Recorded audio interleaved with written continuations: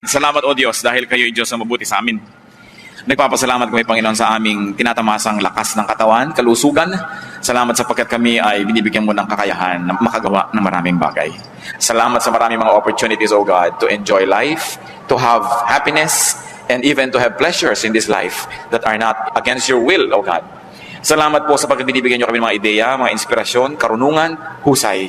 Napakarami namin dami ipagpasalamat sa iyo, O Diyos. Salamat po sa kaligtasan ng aming kaluluwa. Salamat po sa pag-iingat nyo sa amin laban sa masasamang tao at masasamang espiritu. Pagpalain mo ang bawat salita na nagmumula sa Biblia, Panginoon, na aming pagbubulay-bulayan.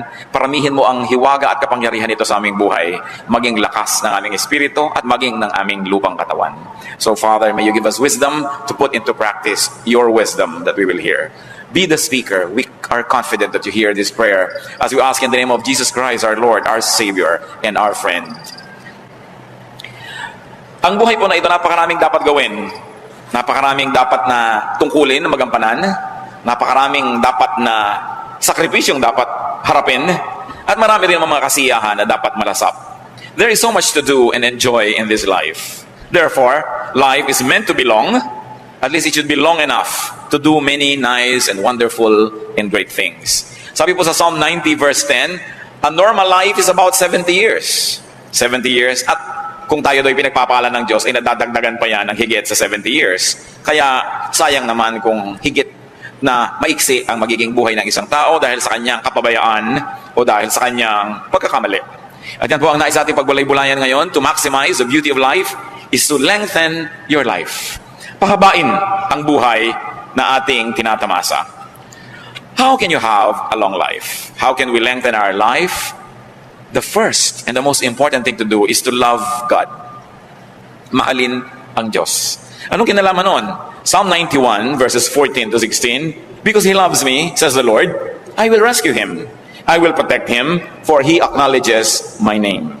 He will call upon me and I will answer Him. I will be with him in trouble. I will deliver him and honor him. With long life will I satisfy him and show him my salvation. So yan daw ang gustong gawin ng Panginoong Diyos sa isang taong nalulugod sa Kanya, nagmamahal sa Kanya at kinalulugdan niya. Ililigtas niya mula sa mga panganib at pahahabain niya ang buhay. Love God.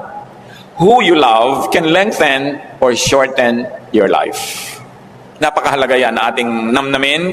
Kung sino ang minamahal natin ay pwede magpahaba o magpaiksi ng buhay natin. And when we add, whatever you love can lengthen or shorten your life. Ano bang ating hilig sa buhay? Ano bang gusto natin mga libangan, hobbies? Ano bang ating uri ng pamumuhay, ng lifestyle? Yan yung nakakapagpahaba at nakakapagpaiksi. Magamat, ang itinakda ng Panginoon ay isang buhay na mapayapa, mahaba at mabunga para sa lahat, pero tayong tao ay binigyan niya ng free will. Kaya meron tayong participation kung umiiksi o humahaba ang ating buhay. Kaya dapat may ginagawa tayong tama. At una dyan, love God. Then obey God's teachings and commands. Isang napakalakas magpahaba ng buhay, yung masunurin. Nakita niyo po yung pag-inom ng gamot, kung sinusunod niyo yung dosage, humahaba ang buhay niyo. Pero huwag niyong sundin yan, katulad ng isang totoong kwento na nangyari sa Pampanga. Isang ina, sabi ng doktor, bilhin niyo po ang lahat ng gamot na ito at ipainom niyo lahat sa anak niyo. Kasi alam ng mga doktor, yung habit ng iba ay pag medyo gumaling-galing na, titigilan ng pag-inom ng gamot. Binili nga ng masunuring ina at ipinainom ng lahat, sabay-sabay. Namatay ang bata. Totoong kwento. Hindi sumunod sa instruction ng doktor. Kung tayo susunod sa instruction ng doktor ng mga doktor, sa kanyang ipinagagawa sa atin kung anong dapat ginagawa, kailan, anong hindi dapat ginagawa, hindi hahaba ang ating buhay. Bakit? Siyang nakakakilala ng ating katawan, ng ating espiritu, ng ating emosyon. Kaya pag sinusunod natin siya, parang sumunod kayo sa manufacturer's instruction how to use a certain product. Kung yung kuryente mali, sinaksak mo sa ibang voltahe, sasabog agad yung gamit, patay na siya, tapos na yung buhay niya. Pagka hindi natin ginawa sa tama, masisira agad. Ganon din ang katawan ng tao. Yung may likha sa atin, ang nakaalam ng higit kung ano ang marapat. Deuteronomy 4:40, keep His decrees and commands, which I am giving you today, so that it may go well with you and your children after you, and that you may live long in the land the Lord your God gives you for all time. So ang pagsunod daw sa kautosan ng Diyos ay nangahulugan ng pagpapahaba ng buhay ng tao. Kaya pati po ang pagpapahinga, hindi utos ng Diyos. 6 days you shall labor and do all your work, and on the 7th day you shall rest. Utos siya ng Panginoon. Yung iba sobrang sipag, hindi na nagpapahinga. Akala nyo natutuwa ang Diyos. No. Dahil pag sobrang sipag at hindi ka nagpapahinga, you are disobeying God.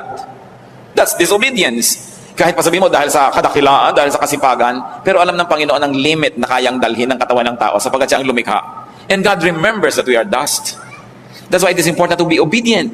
Pag sinasabi ng Diyos, huwag ka na magalit, magpatawad ka. Akala nyo ba pinapalugi tayo ng Diyos pag sinasabi magpatawad ka? Kasi pag hindi ka nagpapatawad, ikaw ang nagdadala ng lahat ng bigat ng mundo, ikaw ang nagagalit, tumataas ang presyo ng iyong dugo, bumibilis ang pintig ng iyong puso, pati ang pulso mo bumibilis, nawawalan ka ng ganang kumain, hindi mabuti para sa iyo. Kaya sabi niya, ipatawad mo na. Paano po kung hindi naman humihingi ng tawad? Di lalo namang dapat mong patawarin dahil alam ka namang dahil hindi siya humihingi, ikaw itong nalugi. Kailangan magkusa ka na. Kaya pag sasabi niya, huwag kang mag-inggitin, huwag kang magselos, huwag kang magalit. Mabuti lahat sa katawan ng tao yan. Kaya ang sumusunod sa Panginoon, nagkakaroon agad ng advantage over the others. Meron na tayo agad na pampahaba ng buhay. God's words is, ang salita ng Panginoon ay manual. It's a manual to life. It's a manual in life. And it's important to respect the wishes and the design of God, our Maker. How to have a long life? Please God. With what you ask for. Katulad ni Solomon. Sabi ng Panginoong Diyos, o sige, gagawin kitang hari, kahit anong hilingin mo, ibibigay ko sa iyo para magkaroon ka ng lakas para maging hari. Ano ba yun? 1 Kings 3:11-14. So God said to Solomon, since you have asked for this, and not for long life or wealth for yourself, nor have asked for the death of your enemies, but for discernment in administering justice, I will do what you have asked. I will give you a wise and discerning heart, so that there will never have been anyone like you, nor will there ever be. Moreover, I will give you what you have not asked for, both riches and honor, so that in your lifetime you will have no equal among kings. And if you walk in my ways, and obey my statute and commands, as David your father did, I will give you a long life. Natuwa ang Diyos dahil humingi sa Solomon ng wisdom instead of kung ano-ano. At sabi niya, nakakatuwa ang hiningi mo, maganda. So pati hindi mo hiningi, ibibigay ko na rin sa iyo dahil natutuwa ako sa iyo. At kung magiging masunurin ka sa aking mga utos, dadagdagan ko pa ang yan, lahat ng yan, ng mahabang buhay. Huwag po tayong magbadaling mamatay, yung mag to die is gain. No? Nung sinabi ni Paul yun, matanda na siya. No? Hindi naman siya teenager na sinasabi niya, to die is gain. Matanda na rin, talagang pwede na nag-graduate. No? Nagawa na niya mga dapat niyang gawin. At saka siguro dahil sa sidhi ng pag-ibig niya sa Diyos, talagang hindi na bali sa kanyang mamatay. Pero life is the primary duty of life. Nilikha tayo ng Diyos, hindi para asamin na mamatay tayo at pumunta sa langit. Nilikha ng Diyos ang buhay, ipinagkatiwala sa tao para kanyang ingatan at ipamuhay ng lubos at ganap. At kung natapos na yon, next chapter, heaven naman. Pero heaven can wait. Hindi mo kailangang apurahin yan. Kasi may ipinagagawa ang tao. Sabi, we were created in Christ Jesus to do good works. So isa itinakdang panahon ng Diyos sa buhay ng tao, meron siyang dapat ma-accomplish. Kaya hindi niya dapat asamin na gumraduate agad dahil meron siyang pwedeng magawa na dito lang sa lupa pwedeng gawin at hindi na sa kabilang buhay. So Proverbs 2:16, long life is her right hand, meaning wisdom is right hand. In her left hand are riches and honor. So ito ang kalooban ng Diyos sa tao. Long life, riches, honor. Hindi short life, hindi poverty, hindi dishonor. Akala ng iba pag naghihirap sila ay kinalulugod ng Diyos. Gusto ng Diyos maayos ang buhay. Kaya nga itinuturo niya, 6 days usual work. Pagka naman 6 days ka talaga nag-work, bakit ka magugutom kung 6 days ka na nag-work? Isasabihin nyo, bakit po ako 7 days na nag-work, gutom pa rin. Siguro marami kang pakain. No? Maraming hindi nag-work sa'yo umaasa. So, kung ang lahat gagawin ang inuutos ng Diyos, wala dapat nagugutom na tao. Pwedeng hindi kayo maman, pero hindi pwede maging mahirap. Kung ikaw lang nagtatrabaho, tapos wala kang pasanin sa buhay, hindi isang katerbang mga kapatid mo, mga kamag-anak, mag-aasawa ng maaga, pati gatas ng anak niya, iaasa sa'yo, talaga kahit 8 days a week, kulang sa'yo. Why? Because the others are not obeying God. Ang utos, the 6 days usual labor, inutos yan sa lahat. Hindi lang dun sa mangilan-ngilan ng miyembro ng ating pamilya. Kaya nagkakaroon ng sobrang paghihirap dahil ang daming umaasa sa isa-isang masipag o nagtatrabaho. Pero ang kalooban ng Diyos, riches, honor, wisdom. Kaya merong mahirap, kalooban po ng Diyos. O hindi ka nilikha ng Diyos para sa distahin at kawawain. Hinilikha ng Diyos ang napakaraming papaya para ma-afford ng lahat na magkaroon. Ba't hindi nakakakain yung iba? Kasi nga may inequity. May inequality in terms not only of wealth distribution but also in distribution of labor. No? Pero ang lahat ng yan, napakaraming pagkain ng mundo, maraming nasasayang lang nga eh. Hindi nilikhaan ng Diyos ang tao para mahirapan. Ecclesiastes 2:26, to the man who pleases Him, God gives wisdom, knowledge, and happiness. So ang buhay din para maging masaya tayo. Huwag kayong mag-guilty. No, kung mo kayo religious, dapat malungkot. But to the sinner, He gives the task of gathering and storing up wealth to hand it over to the one who pleases God. You want to have a good life? Unahin ninyo, please God. Pag natutuwa sa inyo ang Diyos, sinong pwedeng pumigil sa Kanya na pagpalain kayo? Sino? Sagot siyempre, wala. Ngayon, kung hindi natutuwa sa inyo ang Diyos, sinong pwedeng pumilit sa Kanya na pagpalain kayo? Wala rin.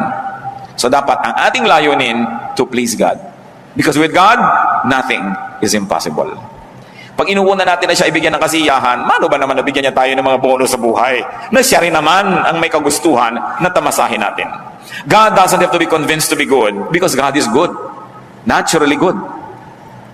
Hindi natin kailangan na ang Diyos ay himukin na bigyan tayo ng pagkain sapagkat nilikha niya ang lahat para kainin ng tao.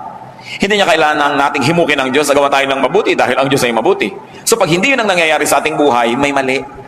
May mali sa formula ng ating pamumuhay, ng ating lifestyle, o kaya sa lifestyle ng mga taong sobrang lapit sa atin, na kahit anong pagtatama na ginagawa natin sa ating buhay, minamali nilang pilit, nadadamay tayo. Siyempre, damay-damay. Kaya napakahalagang itinutuwid, hindi lang ang ating sarili, maging ang ating lipunan, maging ang ating environment. How else does one have a long life? Honor and obey your parents. Lalong-lalo na sa mga young people. Exodus 20 verse 12, honor your father and your mother, so that you may live long in the land the Lord your God is giving you. This commandment about honoring one's father and mother is very interesting and very unique because among all the commands given in Exodus chapter 20, this is the only one that goes with a promise. Yung iba kumandang, you shall not kill, you shall not commit adultery, you shall not do this, you shall not do that. Pero ito, honor your father and your mother, and when you obey it, the Lord will reward you with a long life. Mga kabataan, lalo na yung mga wala pang asawa, kung pipili kayo ng mapapangasawa, isa ang unahin ninyong tingnan, ha? Kung mabuti siyang anak. Yun. Hindi kung 36, 26, 36, dahil after 10 years, 36, 36, 36 na yan. Baka 42, 42, 42 pa. Napakadaling mawala ng ganda. Kahit marunong, nabagok lang yan na amnesia, wala na rin niyang alam. No? Pero ang pinangakuan ng Diyos, yung mabuti sa magulang, yun ang pinangakuan niya ng pagpapala. Gusto niya na magiging matahimik na buhay, magiging magandang ama o ina ng inyong magiging anak, tingnan niyo muna kung mabuting anak. Kung pabalang-balang sumagot sa magulang niya, tapos magkakaharap ka, akala mo bulaklak na hindi makalabit, naku, arte lang yan. Kung ang sariling magulang na pinagmulan niya ay kanyang susuwailin at di niya gagawa ng mabuti, makakaasa ka ba na magiging mabuti sa iyo yan? Titingnan ninyo kung mabuting anak. Yun ang una ninyong titingnan. Kasi may pangako ang Diyos sa mga mabubuting anak. At madadamay kayo doon. Kung siya hindi mabuti, damay kayo. Kung siya mabuti, kasali rin kayo sa pagpapala dahil magiging kabiyak niyo sa buhay. Ephesians 6:2-3, honor your father and mother, which is the first commandment with a promise that it may go well with you and that you may enjoy long life on the earth. Bakit nakakapagpahaba ng buhay ang masunurin sa magulang? Dahil sino ba namang magulang magsasabing, anak, ito, mag-smoke ka na. No? O ito, maglasing ka na, anak. Ito, drugs, ibidili kita. Huwag kang pumasok, umabsent ka, magpuyat ka. Sumali ka sa mga dangerous games, anak, maganda yan. Di ba? Magpagabi ka, hanggang kagabi-gabihan na sa kalsada. Sinong magulang ang magsasabi niyan? Di ba ang magulang lalo kang inilalayo sa panganib? Kaya pag masunurin ka, 1/2 na ng panganib natanggal sa buhay mo. Dahil sino bang magulang ang magsusuong sa'yo sa panganib, liban na lang meron siyang mental illness. So, sumusunod ka pa lang, practically speaking, lumalayo ka na sa maraming gulo.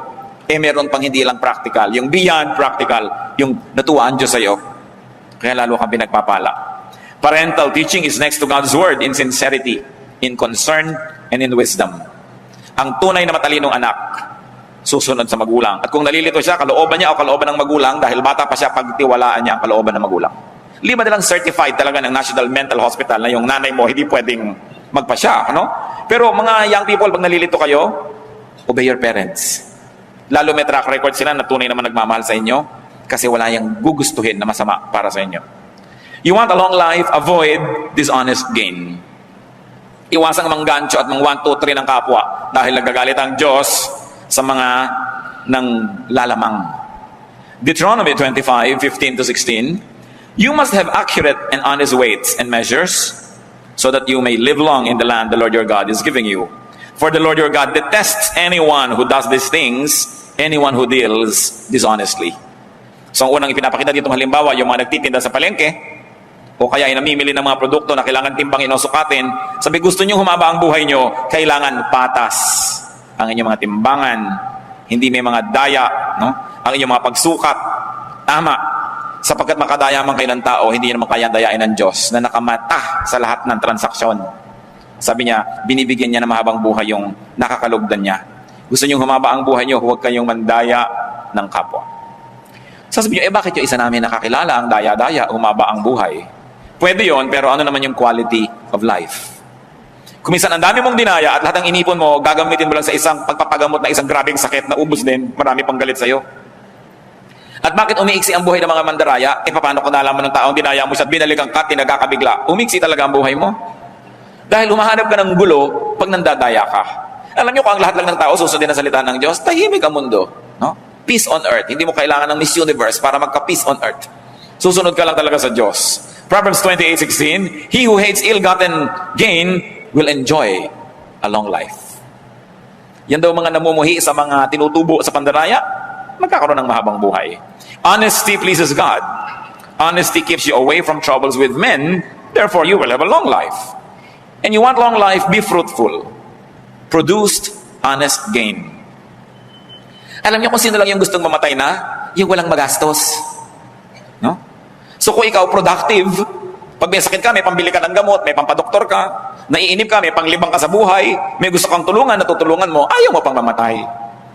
Nakita niyo yung mga pharaoh, yung mga emperor, yung lahat mga hari at mga reyna, kutakot-takot mga elaborate na ritual pag sila namatay kasi gusto nilang ituloy pa yung buhay nila next life kasi enjoy sila eh.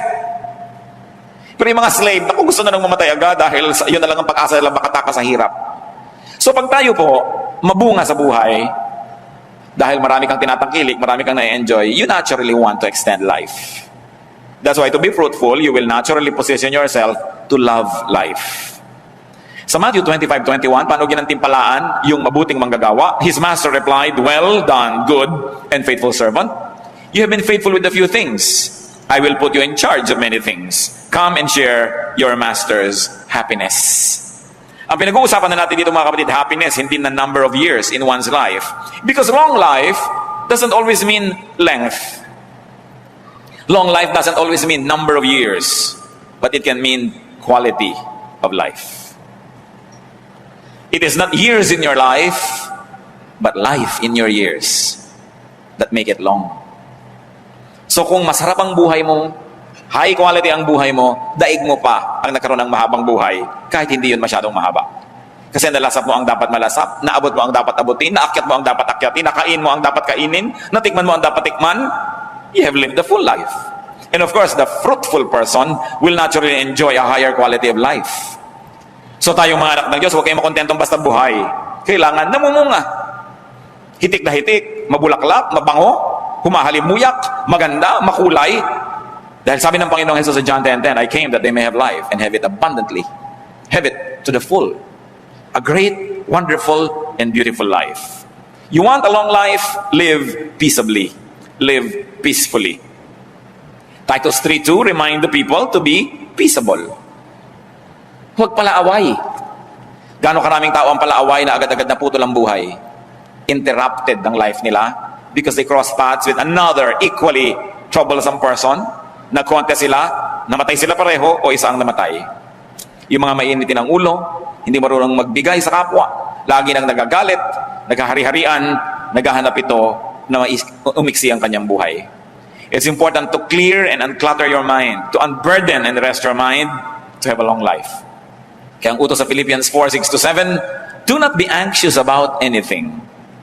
And the peace of God, which transcends all understanding, will guard your hearts and your minds in Christ Jesus. Huwag daw tayo maging warrior. Because when you always worry, you don't change the situation, but you make yourself miserable. Pag lagi pong nag-aalala ang tao, lagi nag-iisip, laging namang problema, hindi naman niya talaga nalulutas yung tunay na problema, nadadagdagan pa dahil siya nasisira ang kalusugan. So sabi, ipanalangin mo. With prayers and supplications, bring your request to God. That's what the Bible says. And then, leave it up to God and live as quietly and as peacefully as you can. Walang kwenta yung natutulog ka pero ang babaw ng tulog mo dahil baka merong sumakal sa'yo o nagagalit ka, baka may pumatay sa'yo. Walang kwenta yung naglalakad ka sa neighborhood nyo, iniisip mo baka biglang may sumaksak sa'yo dyan dahil marami kang kaaway. O kaya iniisip mo baka merong gumawa ng masama sa'yo dahil marami kang atraso sa iyong kapwa. So maganda na yung payapa, tahimik ang buhay. At lagi kong inuulit-ulit, kung talagang mahilig kayo makipag-away, humanap kayo ng kalaban sa Kenya o sa Madagascar o kaya sa Lake Titicaca. Pero yung kaaway nyo, yung kapitbahay nyo, napakalaking kamalian niya dahil ang lapit-lapit, pwede kayo laging saktan, guluhin, hindi kayong kawawa. lalong-lalo yung nakikipag-away sa kasambahay, hindi humahanap kayo ng napakalapit na problema kasi kasambahay nyo nakakasalubong nyo sa pinto. Tapos pag naunahan ka sa banyo, ang tagal-tagal niya sa loob dahil sinasadista ka, hirap na hirap ka, iiksi talaga ang iyong buhay. Huwag na kayo maging banal, maging matalino na lang kayo, huwag kayong makikipag-away sa kasambahay. Lalo yung mag-asawa, magka-away kayo, tapos iisang hihigan yung kwarto, isang kama, napakahirap gawin yun sa buhay. Ang nakakapagtaka, ba't ang daming tao ang kaaway yung kasambahay, yung kapitbahay, yung malapit, and you are within their reach, and they can give you trouble, and you can make their life miserable, and they can make yours miserable as well. So be good, be godly, don't quarrel. But if you cannot be godly, at least be wise. You don't want trouble to come from very near because you are very, very vulnerable. Live peaceably. Ang walang atraso, tahimik ang buhay. Lengthen your life, live healthfully. At usong-uso na niya ngayon. Ang dami-daming spa, lahat gustong magpa-foot detox. Ang lahat ay umiinom ng mga herbs at kung ano-ano. Kasi gusto ng taong lumusog. Nag-gym, nag-exercise, kung ano pinagagagawa sa buhay. Dahil gusto ng tao ngayon, alam nyo, habaan ng buhay. Dahil kahit pa nga tayo reklamo ng reklamo, ang totoo ay masarap ang buhay. Kung hindi ba naman masarap yan, gusto mong panghabaan. No? So hindi dapat reklamo ng reklamo ang tao and live healthfully. Take care of your body. Your body is the temple of the Holy Spirit. And if that doesn't appeal to you, at least think that your body is the only temple of your own spirit. Kapag yung temple mo, sira-sira, giba-giba, ano mangyayari sa sarili mong spirituality? Your body is the only physical seat of your life. Nakita nyo, pag bumigay na ang katawan, tapos na ang lahat. Tapos na ang mga pangarap, tapos na ang mga inaasahan, tapos na ang excitement. Pagka ang tiyan ayaw na mag-digest o ayaw tumanggap ng pagkain, wala nang appeal ang lahat ng pagkain. No? Wala nang kahulugan ng anumang bagay. Anong kahulugan ng mga kulay? Anong kahulugan ng magagandang hugis sa isang nabulag? Anong kahulugan ng lahat ng tunog sa isang bingi? So anong kahulugan ng ganda ng mga tanawin kung napakasakit ng nararamdaman mo sa loob ng mga buto? Baliwala. Kaya ang tao pinapahalagahan niya ang kanyang katawan kasi doon lang siya pwedeng makikonekta with the physical world.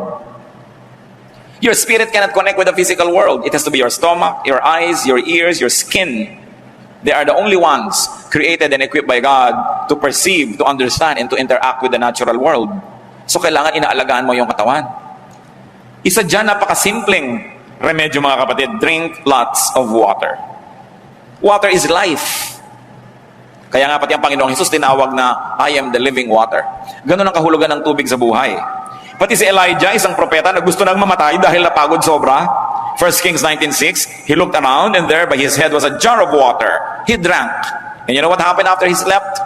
He became strong again. He got revived. Napakahalaga ng tubig. And most people, at least 85% of people, are dehydrated. We don't drink enough water. No? Ang dami nating ipinapawis, ang dami nating ine-excrete na mga liquids, but very few people really drink enough water. Si Daniel, no, at ang kanyang mga kaibigan na Shadrach, Meshach, and Abednego, sila yung mga royal boys sa Judah, sa Israel, pero nung sila ay naging mga bihag sa kaharian ni Nebuchadnezzar, pinapakain sila ng king's food, pinapainom ng king's wine, they refused. So ayaw namin kumain ng mga matataba na pagkain na yan, yung mga masasarap na pagkain ng hari at uminom ng kanyang mga alak, pakainin nyo lang kami ng gulay at painumin kami ng tubig. Sabi nung nagbabantay sa kanila, dahil mga prinsipe naman sila, mahalaga rin sila, aba, mapapahamak ako pagka nakita kayo ng hina. Pakainin nyo lang kami ng gulay at painumin ng tubig 10 days, then test our strength. Pagka hindi nyo kami nakitang malakas, edi sige, kakainin na namin pinapakain nyo. At sinubok nga yun at nakita sila higit na malakas. Kaya sa kumakain ng kami-raming rich foods and rich drinks. Daniel 1:12, please test your servant for 10 days. Give us nothing but vegetables to eat and water to drink. At hindi sila nalugi. Napakahalaga na umiinom ang tao ng tama. Many drinks are time-released poison.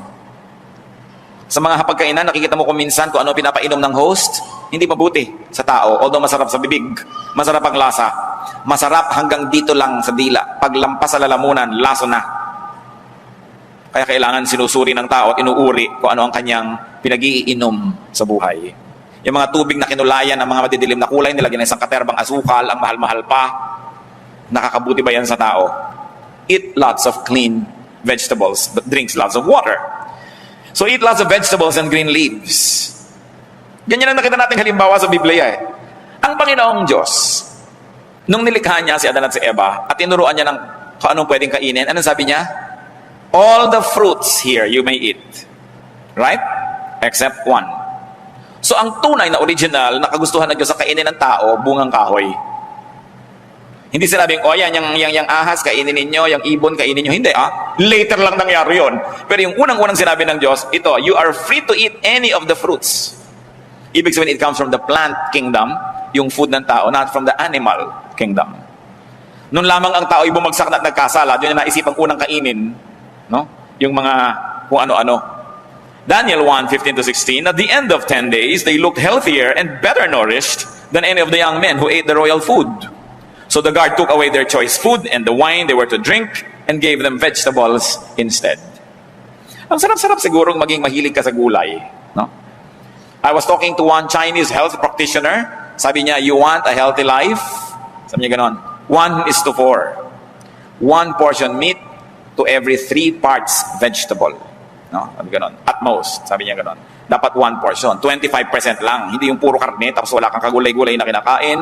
Diba? Pumunta na siya, tapos kinain mo pa lahat, ang bituka, ang dugo, ang lungs, ng hayop. Kinain mo na lahat, wala kang nang pinalampas. No? So, ano nangyari? Kaya ipinagbabawal sa Biblia rin yung pagkain ng dugo.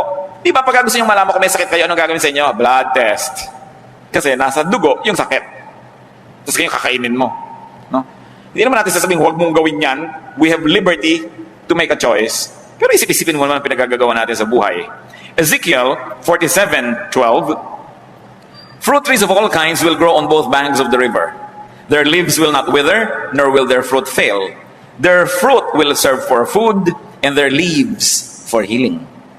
Nakita niyo yung ipinasabi na mangyayari na bagong buhay, bagong mundo, bagong paraiso ng tao? Sabi ko na, nakakainin muli, prutas. Paano ka nakakaibiganin ng cobra kung gusto mo siyang iihaw? No? No, paano ka naman magiging kaibigan ng mga hayop kung gusto mo siyang gawing pork chop? No? So hindi magiging tahimik ang buhay mo. So sabi niya, leaves for healing. So, nasa dahon ang mga pagpapagaling sa tao. You want to be literal? Think herbal. No?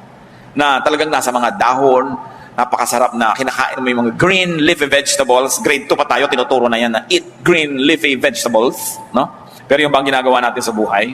And when you have to fast, fast correctly. May tao po nag-fast, ginaya si Jesus 40 days, namatay. Sabi Diyos ko, bakit ko ako namatay? Ba't mo ginagaya si Jesus? Jesus ka ba? Diba? Hindi ka naman pinag-fast ng 40 days Di papako ka na rin, gayahin mo na siya ng lubos. No? So, sabi sa Matthew 6:16-18, when you fast, do not look somber as the hypocrites do. Put oil on your head and wash your face, so that it will not be obvious to men that you are fasting. In other words, there's a correct way to fast. And there's an incorrect way. So kung talagang convinced ka na magpa-fast, at least get medical advice. Kakayanin ba ng katawan mo yan? Makakabuti ba?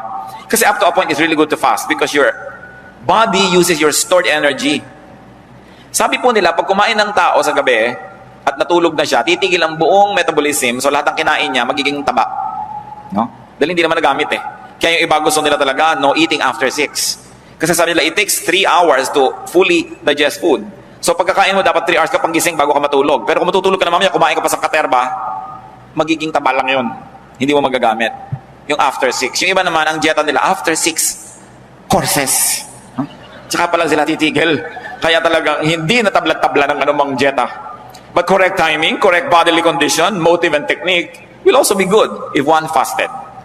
Pero dapat tama pati yung motivation. Hindi lang para ipagyabang mo nag-fast ka o dahil lahat may magpa-fast, sasali ka.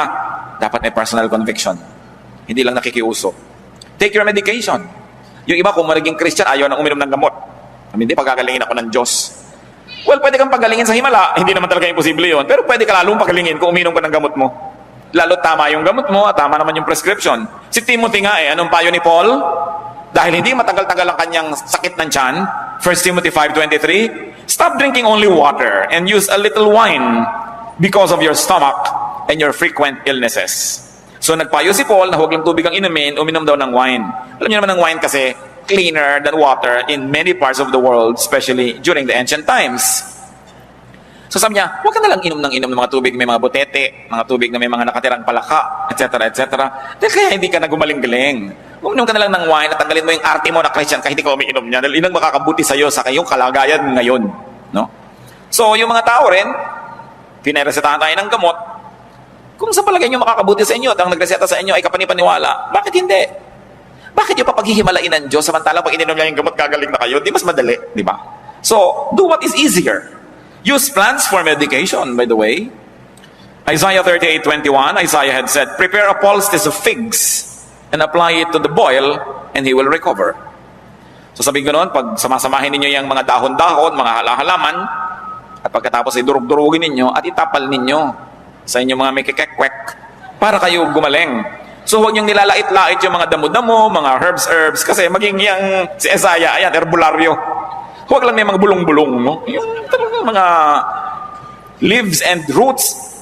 Kasi inilagay na ng Diyos sa halaman lahat ng kailangan nating nutrient, lahat ng kailangan nating gamot, lahat ng kailangan nating katawan.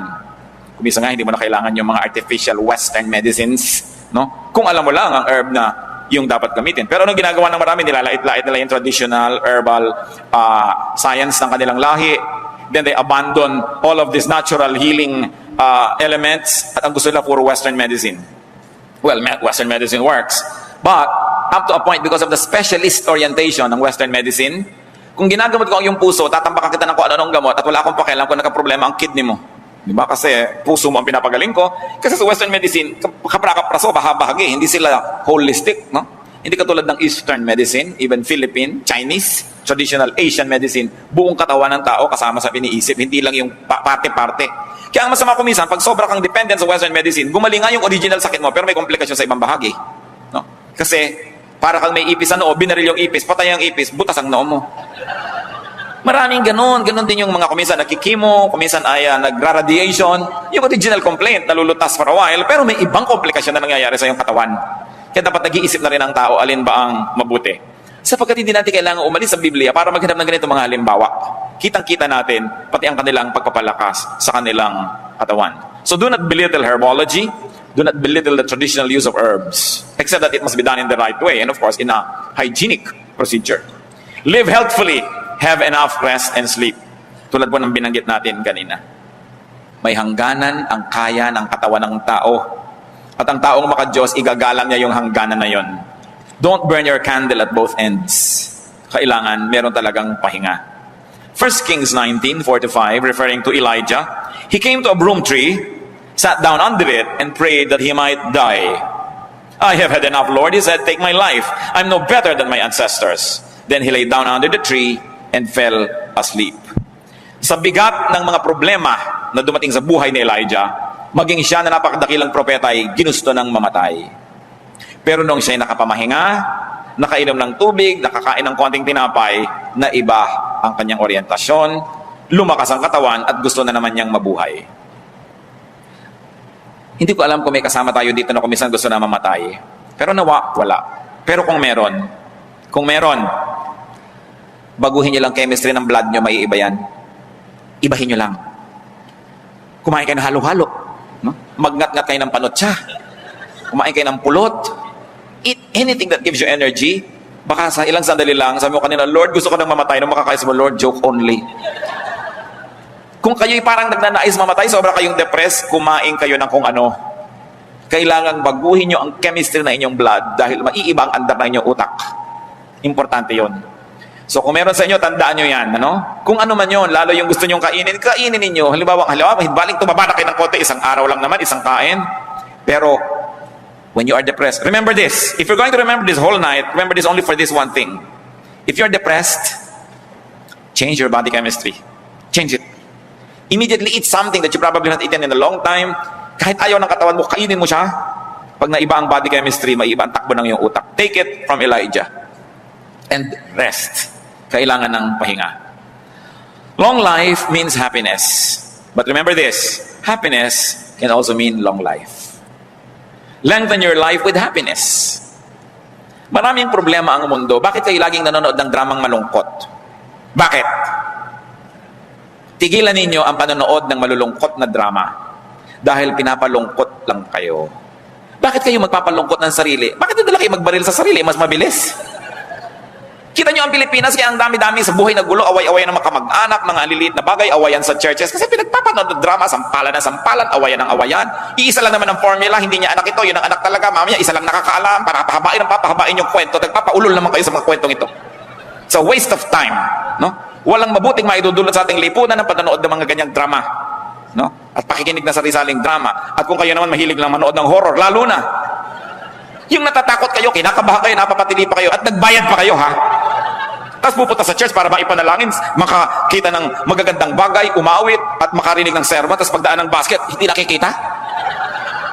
Pero nagbabayad para manood ng horror, nagbabayad yan doon sa mga sasakyan na pinaghahampasan ng katawan nila sa hangin, yung mga hilong-hilo kapag baba mo, nagbabayad. Yung mga tao talaga, ba't di gamitin ang utak? So huwag kayo nagsasasakay sa mga ganon. Kailangan ko pa magpupunta rito para sabihin sa inyo yun? Huwag kang manood ng horror dahil natatakot ka, huwag kang manood ng drama dahil nalulungkot ka. Maigsi ang buhay, kontian nyo yung lugar para sa lungkot. Kasi kahit hindi kayo umimbento ng lungkot, kusayang darating sa mga tamang panahon. Mamamatayin tayo ng kamag-anak, so huwag na kayong umiiyak dahil may namamatay sa TV na drama. No? Dahil buhay na buhay pa yung artista doon at nagsha-shopping na sa kinita niya, kayo naman lungkot na lungkot pa. There will be enough people around us who will die, so don't grieve artificially for this kind of deaths that are fictitious. No? Huwag niyong galitin ang sarili niyo dahil napakasama nung kontrabida, galit na galit kayo. Ang dami nang nakakagalit talaga sa totoong buhay, dinadagdagan niyo pa. Kung ako talaga, ipagbabawal ko ang ganyang mga drama-drama. No? Hindi mabuti sa ating lipunan. Malungkot na lang siyempre sa mga artist at producer. Umimbento kayo ng mas masaya. No? Yung mas maganda, yung nakaka-edify. Life is God's gift. You agree? So love life. Celebrate life. Live life to the fullest. Lengthen your life. And if I may end in this, brothers and sisters, help other people lengthen their own lives. Huwag niyong paiksiin ang buhay ng inyong kapwa dahil tinotorture niyo. Payagan niyo rin silang sumaya. Bigyan niyo rin sila ng lugar. Huwag niyo silang dominahin. Huwag niyong diktahan. Tigi-tigisa lang tayo ng buhay. Hindi ko mo kayo ang may pera, kayo ang may kapangyarihan. Didiktahan niyo ang inyong kapwa. Kasi siya man, isa lang ang buhay niya. Live your life the best way you can and let others live theirs. Aming Diyos, salamat sa mga paalala niyo na ang buhay ay masaya, maganda, mabuti. And life is enough sorrows, enough troubles, enough problems that we should not invent sorrows and problems anymore. Turuan niyo kami, Lord, to be selective. Kung anong pinapanood, anong pinapakinggan, anong dinidinig, ano ang pinag-uubusan namin ng lakas. Nang ang maiksing panahon dito sa lupa, ay matamasa namin ang lahat ng dapat tamasahin, magawa ang lahat ng misyong ipinagagawa mo, walang maaksaya. Psalm 90 verse 12 says, teach us to number our days. So Lord, teach us to number our days. To be thankful for every day. To be thankful, O Lord, for work and for rest. At nang sa ganun, Panginoon, ang buhay namin, huwag naming kabagutan, huwag naming pagsawaan, at lalo namang huwag naming gustuhin wakasan. Isang malaking kataksilan sa inyo na nagbigay ng buhay, na aksayahin namin ang buhay na ito. Teach us, O Lord. Matuto kami na maghanap buhay doon sa talagang kung saan kami mag-enjoy. Turuan niyo po kami na ilagay ang sarili namin kung saan kami mamumunga ng pinakamarami at saan kami magiging kapaki-pakinabang.